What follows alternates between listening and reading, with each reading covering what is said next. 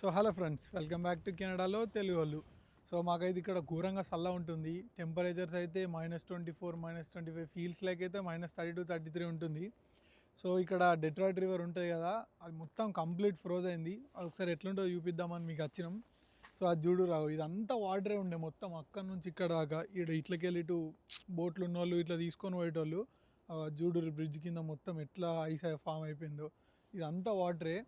ఇంకా అది కనబడుతుంది కదా అంబాసిడర్ బ్రిడ్జ్, దాని దగ్గర కూడా ఇంకా కంప్లీట్ ఫ్రోజన్, ఇట్లా ఐస్ అంతా గుద్దుకొని ఇట్లా స్పైక్స్లా ఫామ్ అయింది. అది కూడా మీకు చూపిస్తాం, చూద్దాం పారి ఒకసారి అది.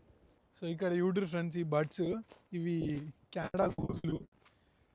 వీటికి మరి చలి పెట్టదో అర్థం కాదు. ఈ అవ్వ మాకు వణుకుతుంది, అవేమో ఎట్లా మంచిగా ఉన్నాయి యూట్యూబ్. అప్పుడప్పుడు వీటి చర్మం ఒలిచి జాకెట్ వేయించుకోవాలనిపిస్తుంది, కానీ చేయలేము, కేసు అవుతుంది. ఇవో ఫ్రెండ్స్, మేము ఇక్కడనే ఎవరాగా షూట్ చేసింది. దీన్ని లియారీ టౌన్ అంటారు. దీనికి ఒక పెద్ద చరిత్ర ఉన్నది, తర్వాత ఇంకొక వీడియోలో చెప్తాం. సో ఇప్పుడైతే మనం అక్కడ అంబాసిడర్ బ్రిడ్జ్ దగ్గరికి పోదాం. అక్కడ మీకు ఐస్ స్పైక్స్ చూపిస్తాం, వేరే ఉంటుంది. నియామత్ నీవుడు ఫ్రెండ్స్, పాపం సరదైంది. చూస్తున్నారు కదా అంత స్పైక్స్.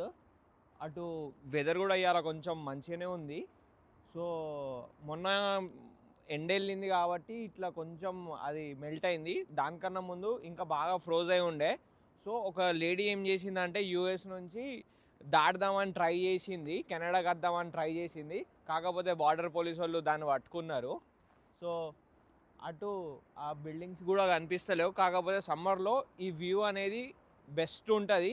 మనకు కరీంనగర్లో మన డ్యామ్ ఎట్లనో ఇది విండ్సర్ వాళ్ళకు అట్లాంటిది. సో ఇవాళకైతే ఇంతే ఫ్రెండ్స్. సో నెక్స్ట్ వీడియోలో మళ్ళీ కలుద్దాం. మన నియామత్కి ఫీవర్ వస్తుంది, వాని కొంచెం ప్రే చేయరు.